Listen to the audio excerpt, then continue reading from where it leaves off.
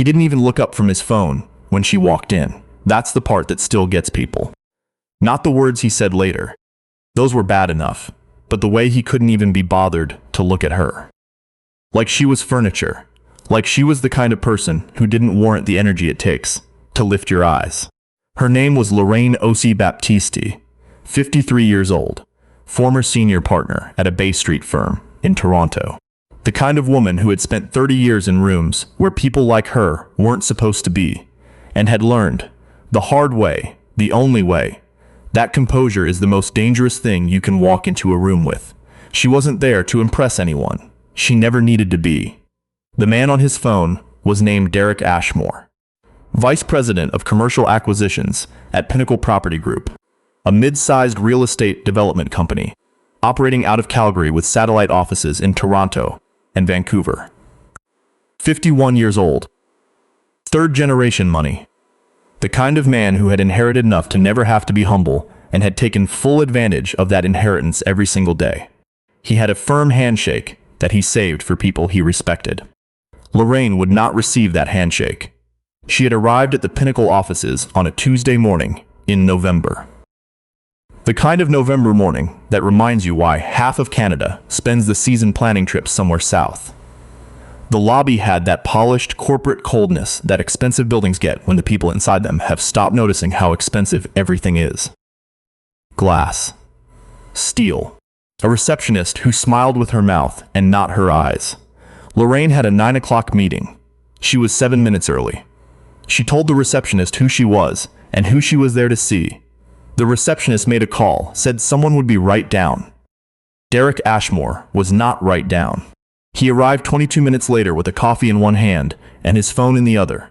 Still mid-conversation, and he walked past Lorraine twice before someone on his team, a young associate named Tyler Marsh, barely 30.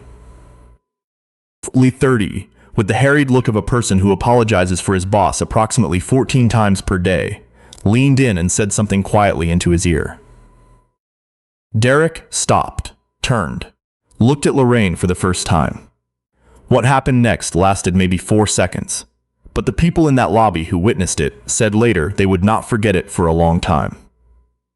Derek Ashmore looked at Lorraine Osei-Baptiste, this woman in a charcoal blazer, standing with the particular stillness of someone who had nothing to prove, and his face did something that his mouth hadn't said yet.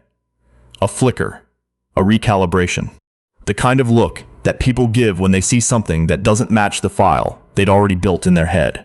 He said, "Are you here to do the catering setup?"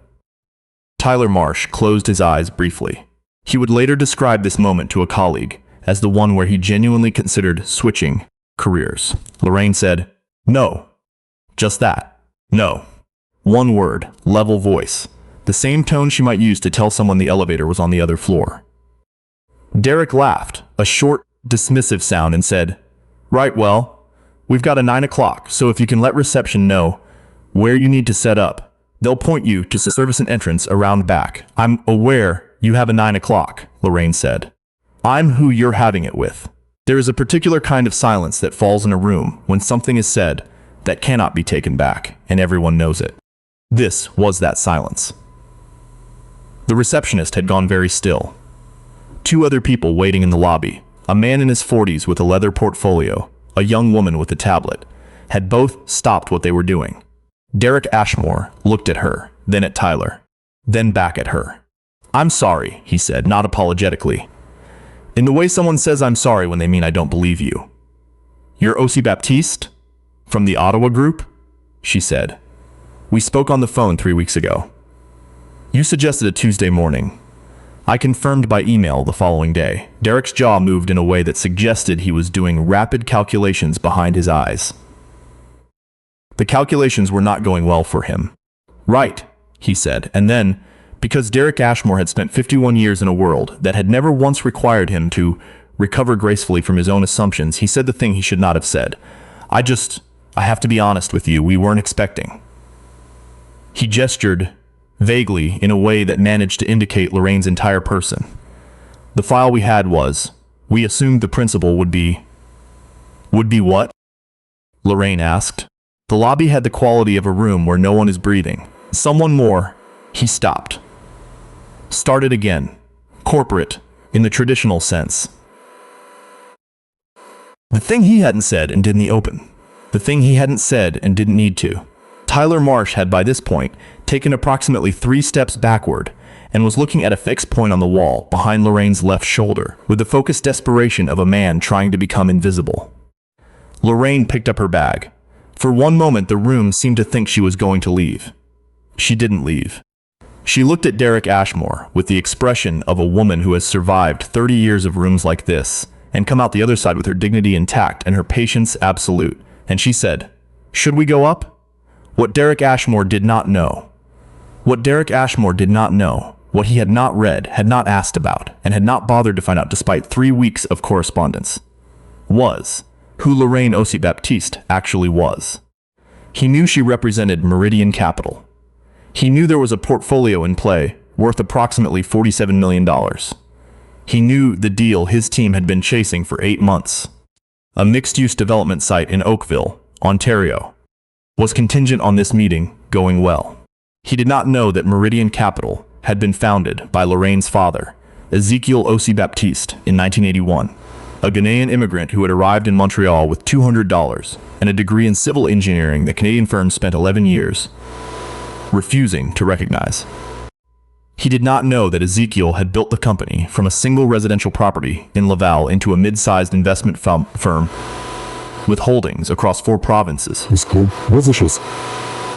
He did not know that when Ezekiel died in 2019, he had left everything: the firm, the portfolio, the relationships built over 4 decades, to his daughter, who had spent 20 years as a corporate lawyer. Before stepping in to run the company she'd watched her father build from nothing. Derek didn't know any of this because he had not read the brief his own team had prepared.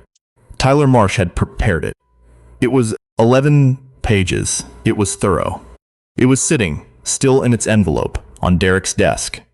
Derek Ashmore did not read things that were longer than a text message if he could avoid it. He found out later that it had been there since the previous Thursday. The boardroom was on the 14th floor, floor-to-ceiling windows looking west across the city, the kind of view that costs money and knows it. 3 members of Derek's team were already seated. Tyler, a woman named Sandra Kowalski from the legal side, and a senior analyst called Brett Ellison, who had the look of someone who had overheard the lobby exchange and was trying to organize his face into an expression of professional neutrality. Lorraine sat. She opened her portfolio. She was accompanied by a colleague, a man named James Okafor, late 40s, quiet in the particular way of someone who is always the smartest person in the room and has made peace with not needing anyone to know it. Derek sat at the head of the table. He had recovered something of his composure. Not all of it, enough of it, to perform authority. "So," he said, "Meridian, tell me about the group." James glanced at Lorraine. Lorraine looked at Derek with an expression that was not quite amusement and not quite patience. It was something between the two. Something she had cultivated over many years in many rooms. "You have the brief," she said. "I'd rather we get to the numbers." "Of course." Derek smiled. "But you understand, for something of this scale, I want to hear it from the horse's mouth. Helps me get a sense of." Another vague gesture. "Who I'm dealing with. Who I'm dealing with." Sandra Kowalski had opened her notebook and appeared to be writing something with great concentration. Brett Ellison was looking at the window. Tyler Marsh was looking at his hands. Lorraine placed her hands flat on the table. Meridian Capital manages approximately $380 million in assets across commercial, residential, and mixed-use portfolios in Ontario, Quebec, and Alberta. We've completed 23 major acquisitions in the last decade, including 2 projects in the 9-figure range. The Oakville site fits a specific gap in our Ontario commercial holdings. We've run the numbers. We like the numbers. That's why we're here. Silence. Derek nodded slowly, the way people nod when they're recalibrating something they'd already decided. 300 and... He started. 8 million, Lorraine said. Yes. Derek put down his pen, picked up his coffee. The coffee seemed to give him something to do with his hands, while his brain caught up with the conversation it was now in. "I have to ask," he said, "and forgive me if this sounds blunt."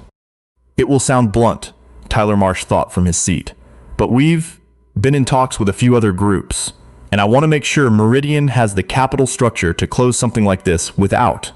He paused, as if choosing words, but not choosing them very carefully. Without complicate, this isn't a small deal. We're aware of the scale, James said. It was the first thing he'd said. His voice was very quiet. I'm sure you are, Derek said. I just want to make sure we're not wasting anyone's time here. I've been in situations before where a group comes in, looks great on paper, and then we get to due diligence and there are questions about liquidity. About backing. About. He looked directly at Lorraine. Credibility. The word landed exactly how he'd intended it to land. Lorraine looked at him for a long moment. Then she looked at the window. Then back at him. When she spoke, her voice had not changed in pitch or temperature. It was still the same even, measured voice she had used since the moment she walked in. Mr. Ashmore, she said, Meridian closed a $62 million acquisition in Mississauga 14 months ago. Cash. No bridge financing. We have a 15-year relationship with 2 of the 5 major Canadian banks. Our last audit was conducted by KPMG, our legal team. She nodded toward James, who opened a folder and slid a document across the table. Has reviewed the Oakville site's title history going back to 1963 and flagged 3 covenant issues your team has not yet identified. Derek looked at the document. He did not pick it up immediately. The credibility question, Lorraine continued, is one I'm happy to answer. Is there a version of that question you'd like to ask more directly? That silence again. The particular kind. Derek picked up the document. He read it.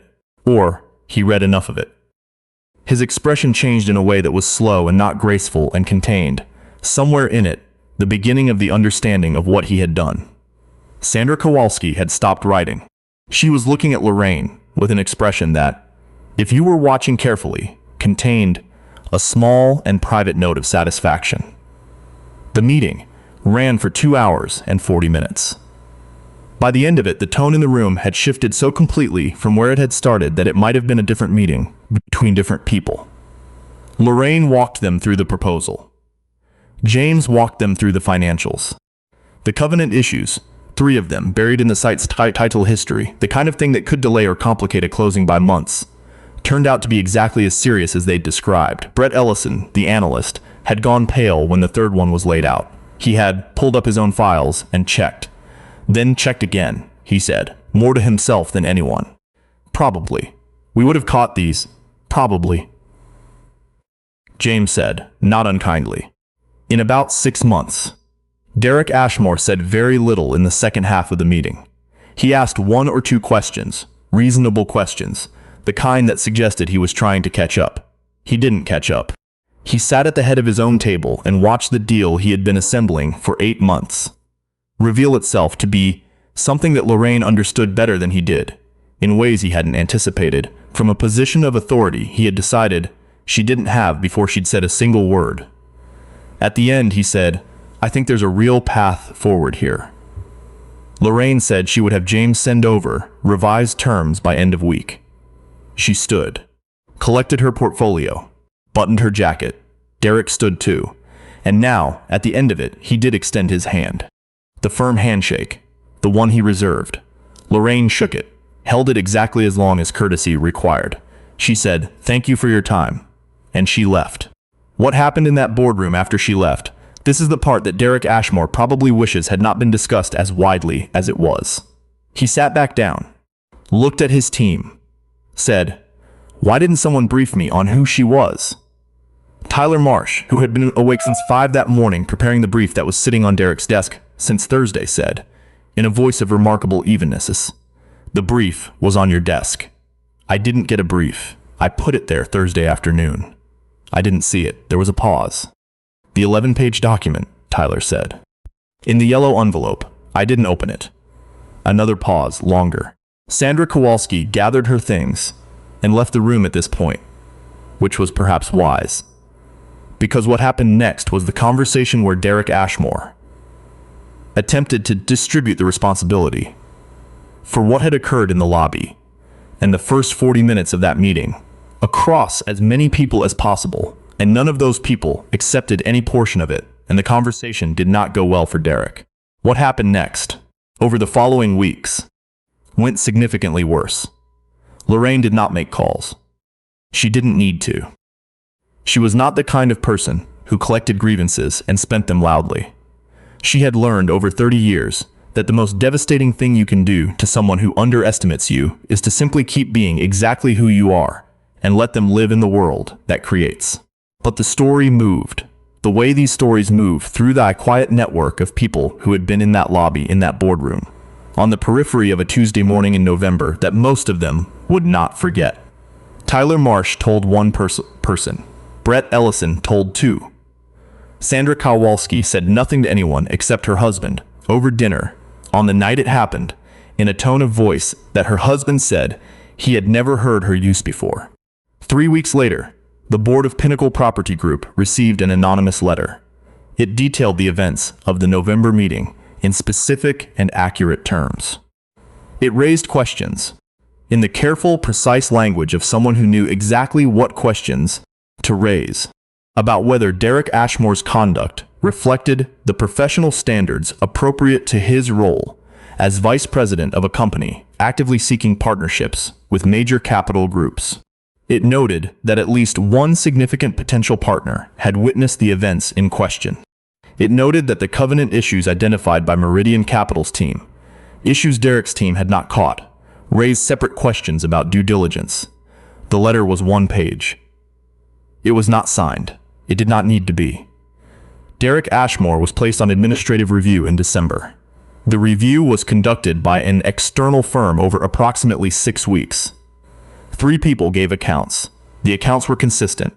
Derek disputed some details, and not others. The dispute did not help him. He was asked to resign in February.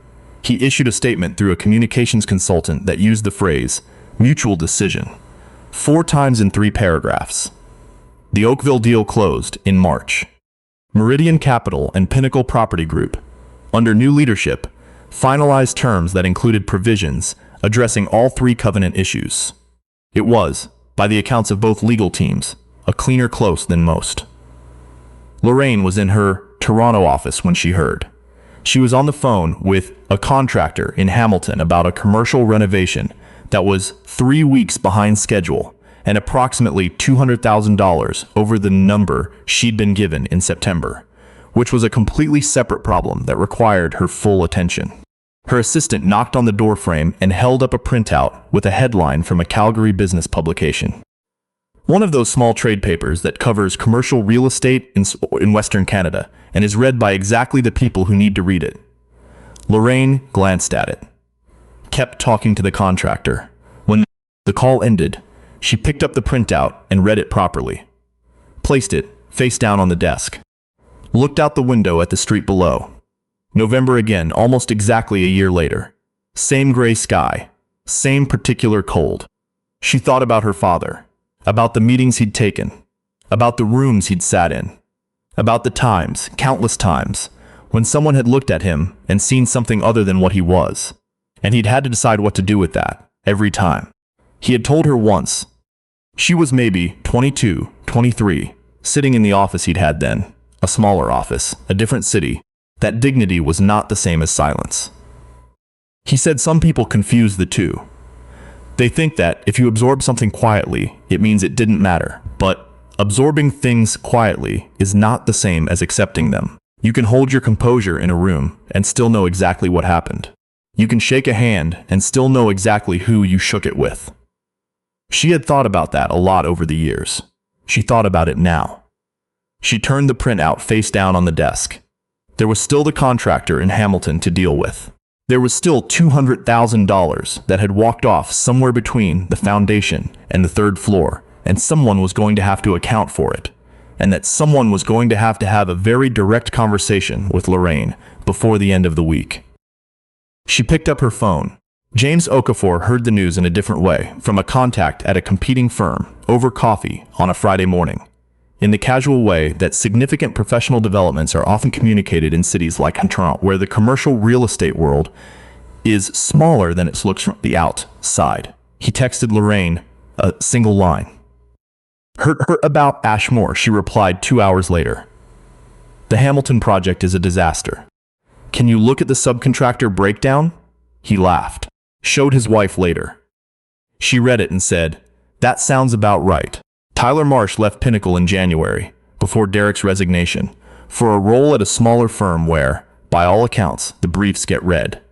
He sent Lorraine a LinkedIn connection request in March. She accepted it. He never wrote anything. She never wrote anything. But the connection sat there, which felt, in its small way, like the right thing. Sandra Kowalski stayed at Pinnacle and was promoted in April. Brett Ellison stayed too. He started reading title history with a level of thoroughness, and that would, 18 months later, catch a problem on a Vancouver acquisition that saved his company approximately $800,000. His colleagues stopped finding it excessive after that. There is something people say when stories like this one get told, and they do get told in offices and on calls and over dinners, in cities where people work in rooms where assumptions get made. They say that it ended well, that justice was served, that what goes around comes around. Lorraine's father would have said it differently. He would have said, nothing ends. Things change, and what comes after the change is what you do with it. She had been in rooms like that one in Calgary her whole adult life. She would be in rooms like it again. That didn't change. What changed, what always changed eventually, was who controlled what happened after the room. On a Tuesday morning in November, a man had looked at Lorraine Osei-Baptiste and decided, in 4 seconds, that he knew what she was. He was wrong about every part of it, and that wrongness had its own weight, its own gravity, pulling things toward a conclusion he hadn't seen coming because he hadn't bothered to look. The brief had been on his desk since Thursday. He had not opened it. There is a lesson in that. There are several lessons in that.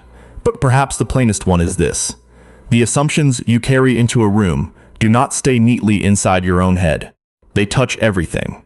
They sit in your face before you've said a word.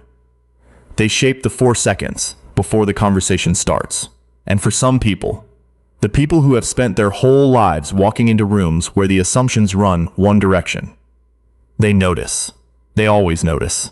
Lorraine Osei-Baptiste noticed. She had noticed since she was 7 years old, sitting in her father's office, watching him shake the hand of a man who had kept him waiting 40 minutes and would never know that the person he'd made wait would one day run circles around everything he'd built. Some things are inherited. Not all of them are money.